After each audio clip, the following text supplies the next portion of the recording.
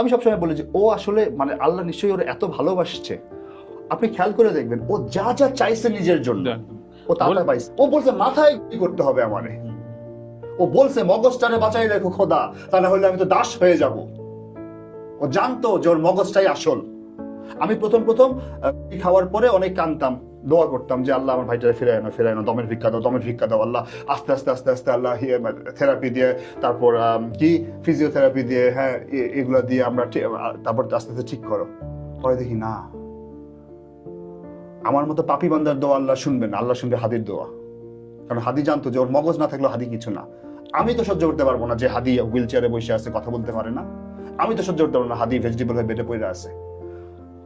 ও ওর 1.5 বছরের রাজনৈতিক জীবনে বা ওর হাসিনার সময় যে ওর কবিতা, ওর লেখা, ওর চিন্তা, ওর সবকিছু তো ওয়েল ডকুমেন্টেড। এইটাই যদি আমরা এক্সপান্ড করে ছড়াই দিতে পারি, এবং আমি তো বলি বাংলাদেশের প্রত্যেকটা পলিটিশিয়ান হাদি যে টেমপ্লেট দ্বারা করে দিয়ে গেছে, যেই সিলেবাস, যেই রুটিন সেট করে দিয়ে গেছে একটা রাজনীতিবিদের কি করতে হবে কি হবে না, সেটা যদি করতে পারে 10%, 20%, 50%, সেই লোক বাংলাদেশের জনতার নেতা হইতে বাধ্য। হাদি একদম শিখাই দিয়ে গেছে, দেখাই দিয়ে গেছে যে দেখ তোরা কর।